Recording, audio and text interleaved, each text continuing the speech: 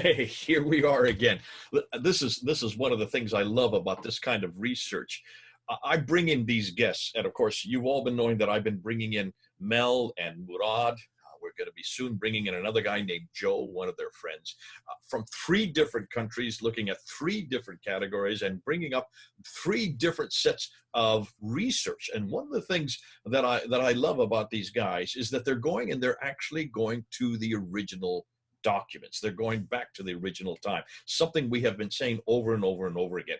They have dispensed with, they have thrown out the much too late traditions, the 9th and 10th century traditions, and they've come back to the 7th century, and they're going back to the 6th and the 5th and the 4th. In this case, Mel has come up with something new that goes even further back. It goes all the way back to BC. We're going to be going back to the 6th century BC, and we're going to be looking at people like Nabonidus, because he has found some new material that now proves to us, or really strongly suggests to us, that this Ramadan fast, the fast that all the Muslims do once a year, that lunar fast called the Som is the other name for it, that is not unique to Islam.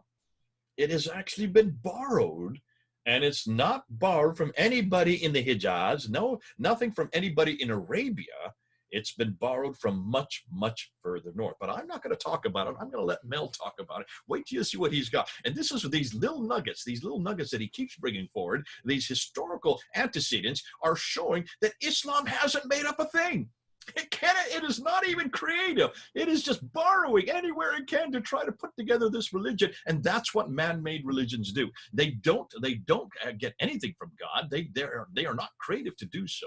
When men make up their own religions, they have to borrow right, left, and center. We've seen this with the Quran. Much of the stories have been borrowed. Now we're going to see it even with the 5 pillars, and here's another one of those pillars: the Ramadan fast. So, Mel, are you there? I am indeed, Jay, and I'm very excited to share what I've got today with you. Yeah, this is exciting, and this is what I love, because you keep on coming up with these nuggets. You keep on coming up with these little pieces of gold, and they are all fitting to a piece. You can see every one of them brings and shows us that Islam is not new. Isn't that correct, Mel?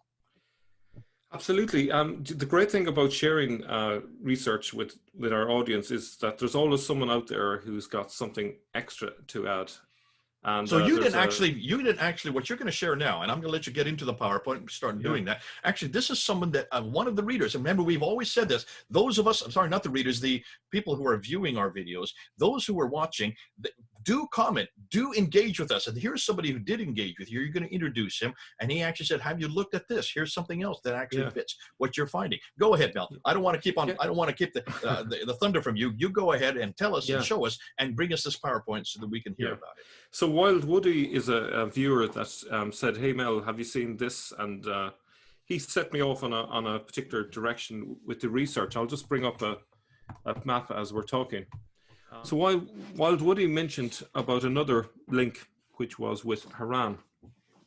And it was interesting because, you know, there was a lot of discussion about the map. And I didn't make too much of the map. The map that we showing Haran in a very central part of the overall world map from the 12th century. I thought that was interesting. I didn't think it was evidence really. It was more a kind of confirmation of the centrality of this location. This is what we brought in when we were talking about the word Mecca, from that 741, the 8th century reference in the Byzantia da Arabica, where it talks about the word Mecca, and then it comes halfway between Haran and Edessa, and that was that famous quote that Patricia Crone introduced in her book in 1987. And you saw that actually this word itself, this place, was actually right there in Haran. And that was where Ur is. That's where that's in southern Turkey. For those who don't, this is a modern map we're looking at. Am I correct? Yeah, this is straight from Google Earth. And the place of old Mecca, according to my discoveries, was between Ur and Haran, so somewhere in between. But Haran has got its own tradition, which separate from the whole Abraham thing, which is to do with a moon god. And this is where my research went into. And it's threw up a lot of very interesting discoveries, and which I'll share with you now, really. So Islam got the pre-Islamic Ramadan fast from Haran. This is another interesting discovery that I made, and I'm going to show you the evidence for this.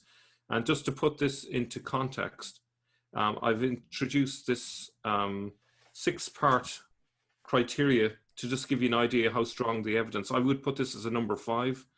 My theory has got conclusive evidence supported from multiple sources. So this is a very highly supported piece of Okay, evidence here. hold on a minute.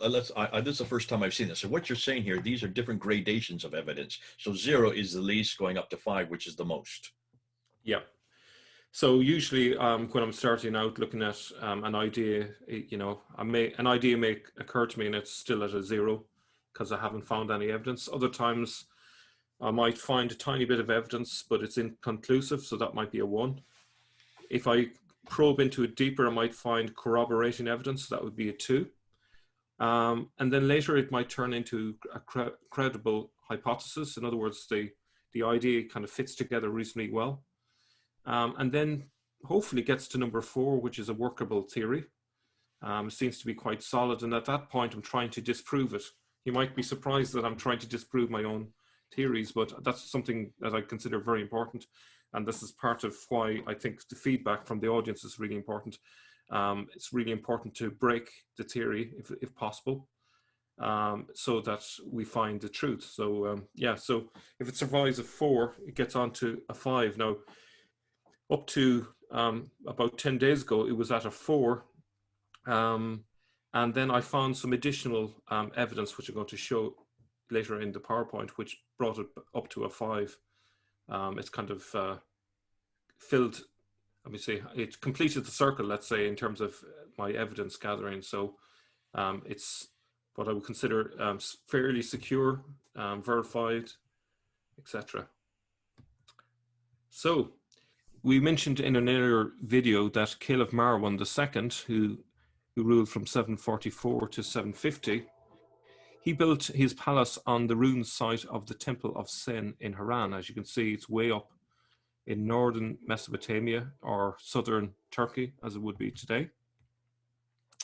And according to this source from Britannica, Sen, or Nana, which in Sumerian, in the Mesopotamian religion, was the god of the moon.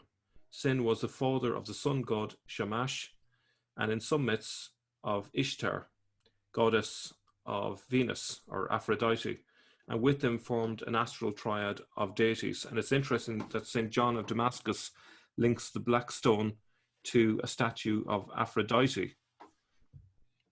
Now, Nana is also the Sumerian name for the moon god, and it may have originally meant only the full moon, whereas Suen, later contracted to Sen, designated the crescent moon. So essentially, Sen is the one that we're particularly interested in. Now, with that, there was an ancient Hajj-like practice. Each spring, Nana's worshippers reenacted his mythological visit to his father Enlil at Nippur in southern Iraq with a ritual journey, carrying with them the first dairy products of the year. Now, where is the Haran link? The city of Haran was settled around 2000 BC. The site of Haran was a hot, desolate landscape described even in antiquity as a dry, barren wasteland. The Sabians were also located at Haran, not just in southern Iraq or western Persia, as we mentioned on a previous video. Given these conditions, night naturally came to be seen as a welcome relief from the scorching heat of the day. Sun became the enemy, while moon a friend. No wonder that the Haranians built a temple to Sen, a structure that soon became a major landmark. The Sabians didn't really have a concept of week. They had days and they then had months. One of these was Rajab, roughly corresponding to March to April. Now, from the following book, The Knowledge of Life, the Origins and Early History of the Mandaeans and their relation to the Sabians of the Quran and the Haranians. It's quite a book title. The Sabaeans were divided into two groups, the Mandaeans and the Haranians. The Mandaeans were polytheists that had been living in Iraq since 2 AD. The second group, the Haranians, were moon worshippers that worshipped the moon god Sen as their main deity along with other deities, and they considered their god greater than the others. Well, that's interesting. So what you're getting at is you can now see why the Abbasids, who then are the ones who are introducing this whole idea, that idea of their God being the greater God. You see where this is probably the antecedent to that idea as well, isn't it?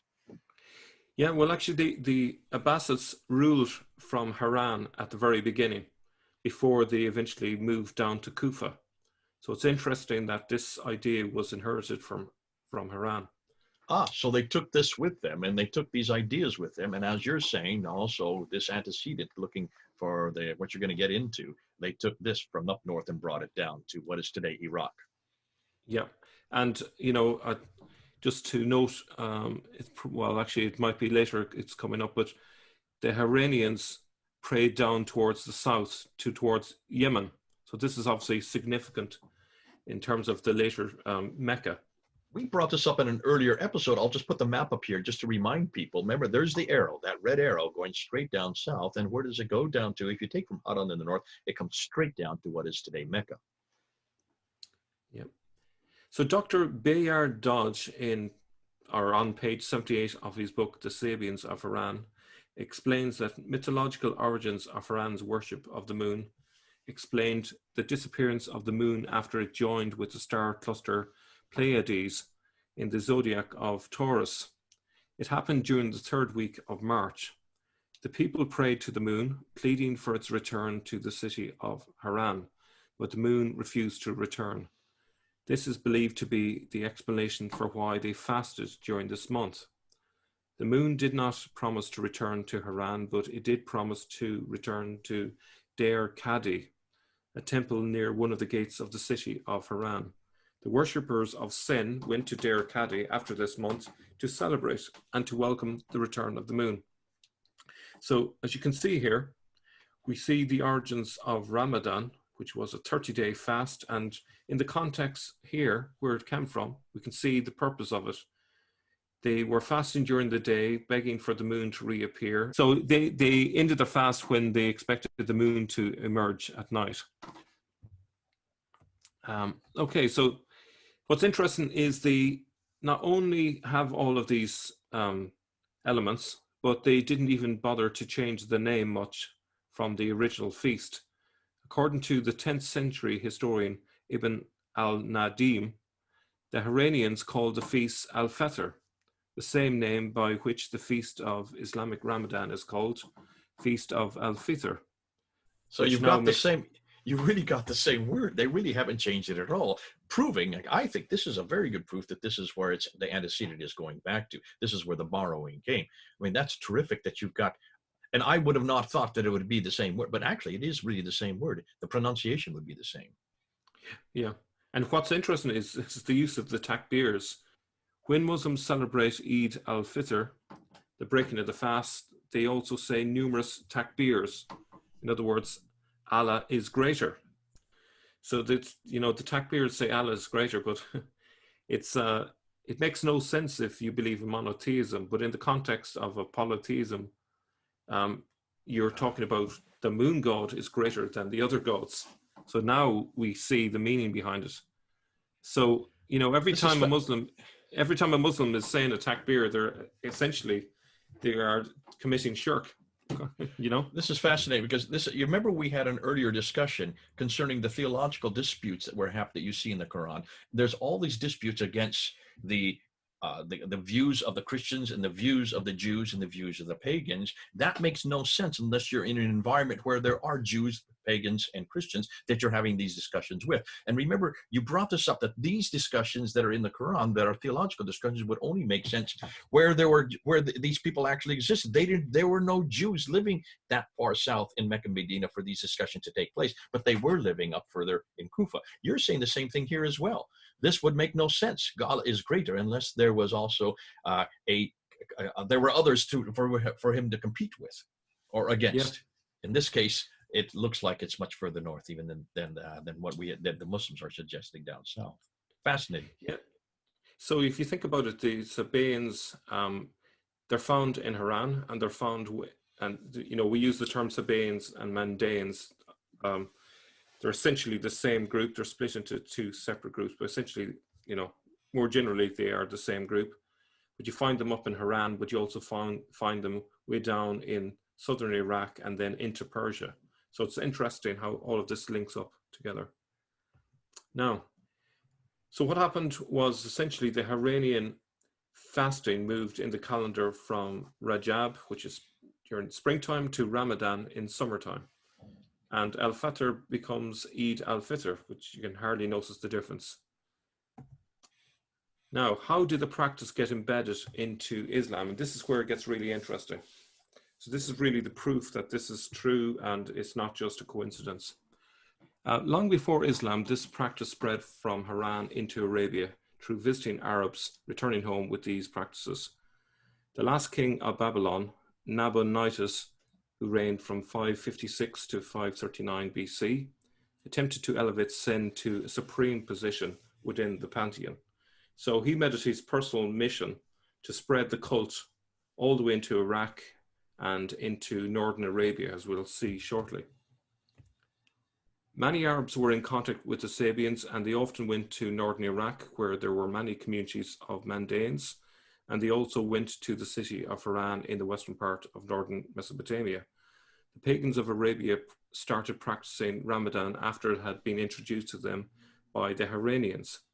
The month of Ramadan was called as such because of the warm weather during that month. You can see the sources where this is got from. Nabonidus started proselytizing at Tema in northern Arabia. In time, the last Babylonian king of Haran added more Arabian cities to his kitty, one of them being Yathrib. This later became Al-Medina. With Nabonidus also came the Haranian fasting and Al-Fitr. So he embedded this form of fasting into Arabia long before Islam began, and is clearly a pagan practice which was devoted to a moon god. Now, medieval historian Ibn al-Nadim documented various pre-Islamic cults of Arabia in his book Al-Farist. In it, he writes of various Al-Fitr rituals, including animal sacrifices and almsgiving. He also writes of prayers and ablutions. According to al-Nadim, pagan Arabs also prayed 5 times a day, but instead of Mecca, they faced Yemen. So this is another borrowing from the Mandaic religion. By the beginning of the 7th century AD, though, Haranian fasting and Al-Fitr were mainstream throughout Arabia, particularly at Medina. And what led us along this path was this post from Wild Woody, who I mentioned earlier on. He says, "I think Islam came from this region, as did all Abrahamic religions. We have been focusing on the wrong areas. Petra also plays a role in this sin cult." So here's where Petra comes back into the picture again. Okay, I'm going to stop right there. This is great. I'm going to put a map up right here just to show people what we're talking about. Look at this map there. And can you see where Haran is? Look at where Haran is. It's what is today, southern Turkey. Now look where Petra is. It's over in the west there in Jordan. So everything that we're talking about does fit to what Dan Gibson's coming up with. It also fits to this notion that you've been bringing up, you and Murad, Mel, that almost everything we know about what Islam borrowed from is not from the area it should have borrowed from. It's not from down south. Take a look at where Mecca and Medina are. They're in green there. They're way down in the south. They're hundreds of miles away, 600 miles from, I would say, Petra, but 1,000 to 1,200 miles away from Damascus, and a good another way up in Turkey. I don't even know off the top of my head how many hundreds and hundreds of miles it is away. So this is much, much further north and much, much earlier. I mean, you're going all the way back to the 6th century. So just to put that map there, just so people are aware of what you're talking about, you're not confronting Gibson's material, you're actually supporting it. You guys are both actually coming up from 2 different directions and showing 2 different time periods, but 2 completely different parts of the map. None of them in the south, none of them near Mecca or Medina. Yeah. So the wilderness of Sin, which is obviously connected to this god Sin, the moon god, wilderness of Sin or desert of Sin is a geographic area mentioned in the Hebrew Bible as lying between Elam and Mount Sinai.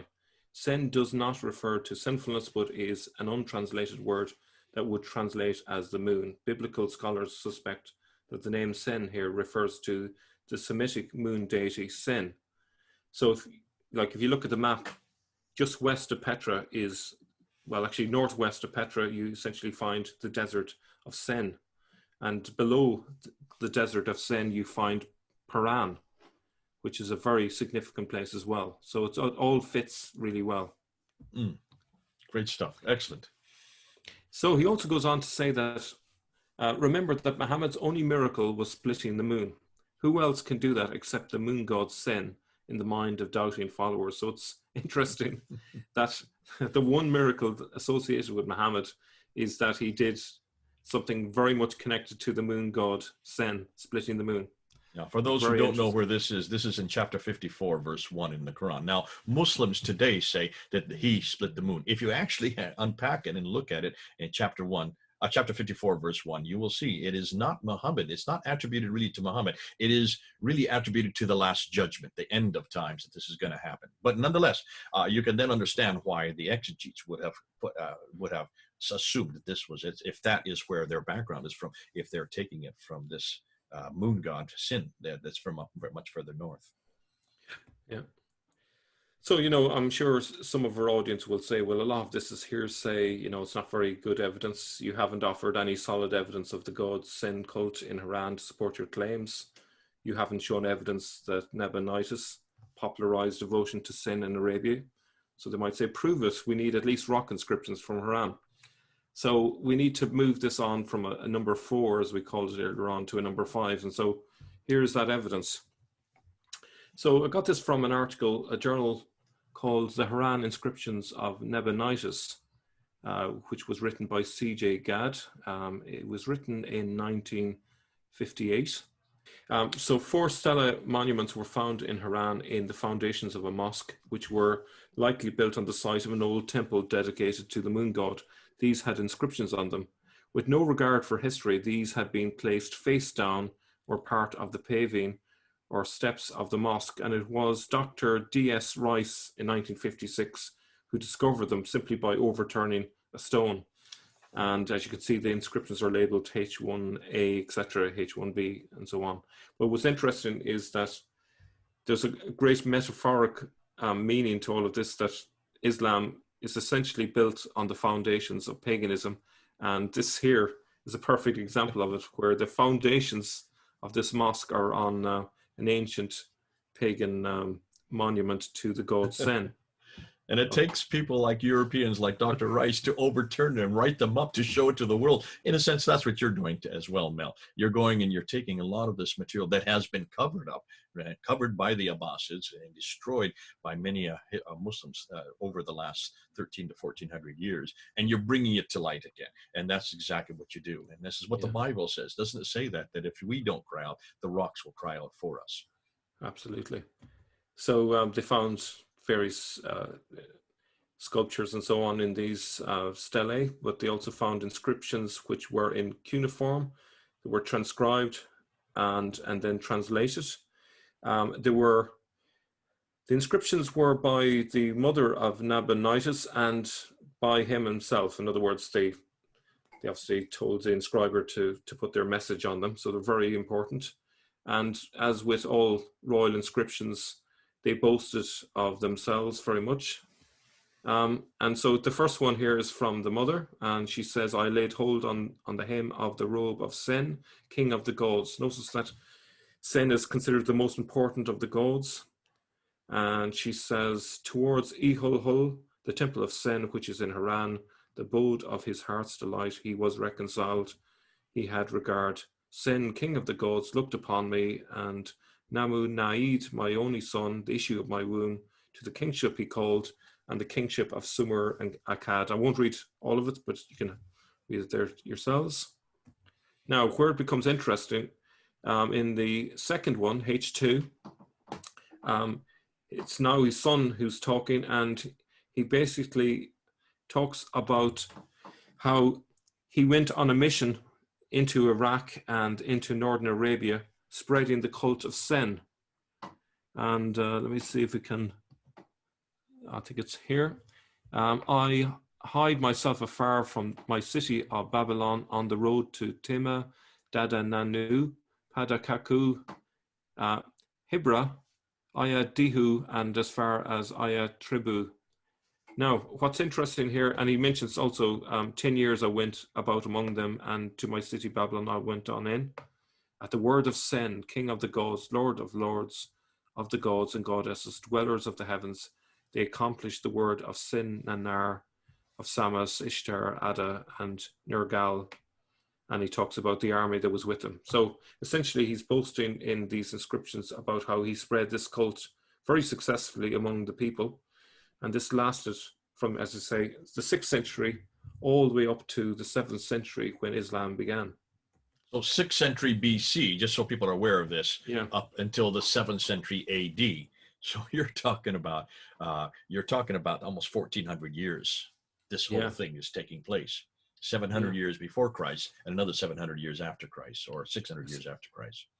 Yeah, essentially. So in conclusion, Islam has co-opted a 30-day fast and a pagan festival from northern Mesopotamia, Haran.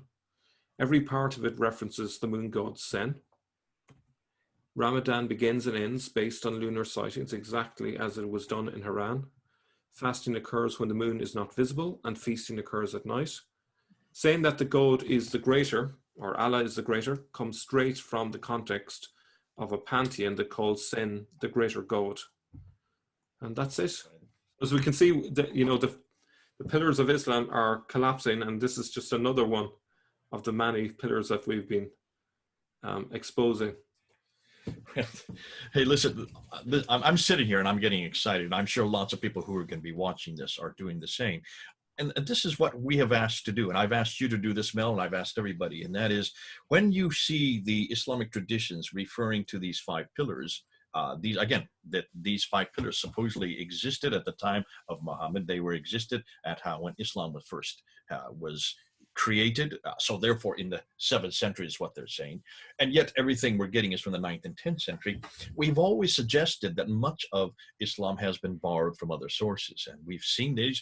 This has come out in source criticism of the Quran itself, the many different stories, these story after story that you see of the great men of God. We know them as biblical characters, and yet when you look at their stories, they are nothing more than apocryphal writings. Many of them Jewish apocryphal writings. When you look at the person of Jesus Christ, reference after reference in chapter 19 and in chapter 3, where he makes birds out of clay and blows them and they fly into the air, when he speaks from the cradle, when he in chapter 19 where he feeds his mother. These are not in our Bible, but they are in sectarian references, and then many of these are sectarian references from Gnostic accounts. And now what you're doing, Mel, is you're saying, yes, even the 5 pillars, when you look at the 5 pillars are also borrowed. The idea of God himself, the greater God, you brought that out in this talk here. You're talking about the whole Ramadan fast. Some people know it as the Psalm or the Ramadan. The Eid al-Fitr. You're looking at the word Fitr, and you're saying they haven't even changed the word. You're keeping the same word. This is the kind of stuff we're looking for. But you're saying this is not from the central part of Arabia that supposedly Muhammad lived in, and we now know that name Muhammad has antecedents from much further north and west. East, and this is up near what we now know today as Iraq or Kufa or Baghdad. But you're now saying also that this fast that is a lunar fast, comes from a lunar fast because it follows the lunar fast that Nabonidus introduced way back in the 7th century BC, has existed and was then really pushed out throughout his kingdom and throughout his reign by his son and others, and went to even as far down as Khaybar. I think Khaybar is what you were looking at there. Isn't that correct? Yeah, one of the inscriptions, it's spelled as Hibar or something to that effect. And actually, some scholars have pointed out that that's a Khaybar. Well, you know whether that's correct or not. That's in the northern Arabia. That's where the Jews did live. That's the farthest south the Jews ever got to.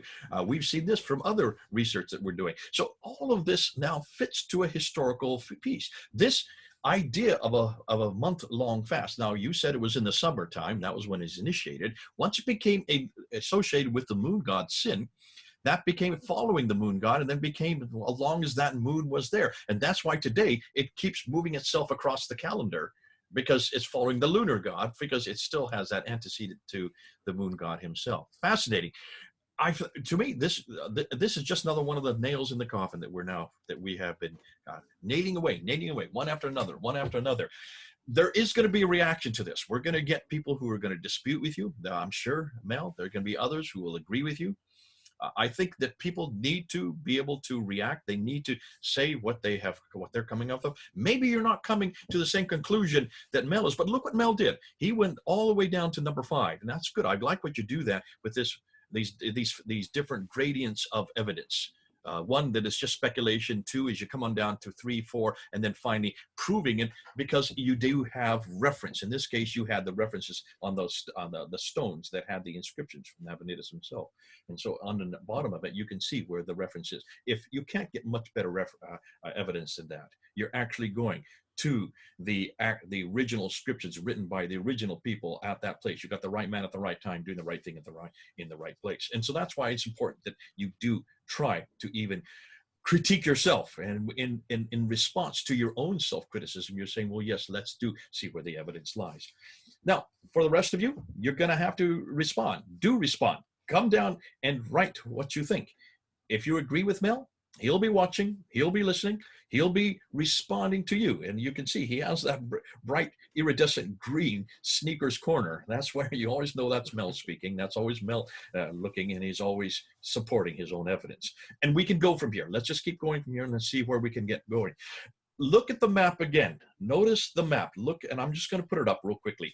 Notice what the map shows. We're looking at the red. All of these are too far north to fit the Islamic traditions. And the more we're seeing the Islamic traditions, what we now are seeing is these are almost all of them are fraudulent. Why? Because they do not fit with the historical record. Notice that everything that Mel has been doing, and he's even holding himself to a very high standard, everything that Mel has been doing is historical, critical analysis. He wants to make sure that whatever he says he can support with inscriptions, with tablets, with murals, with writings, with even obelisks and stelas, anything that actually we can look at and date with the names, and also date by looking and seeing the events that they talk about. That supports his not just theories anymore. It looks like, Mel, you're going beyond just simple theories. You're saying this is actual proof that something as simple as the Ramadan fast is nothing at all unique. It has been borrowed like everything other. Go ahead, Mel. Why don't I give you the last say? Yeah, so it's going to get worse for Muslims if they're struggling with what I'm suggesting, because the next time I see you, I'm going to be talking about prayer, most important pillar of Islam, and I've got a few discoveries to reveal with you, so that's something to look forward to.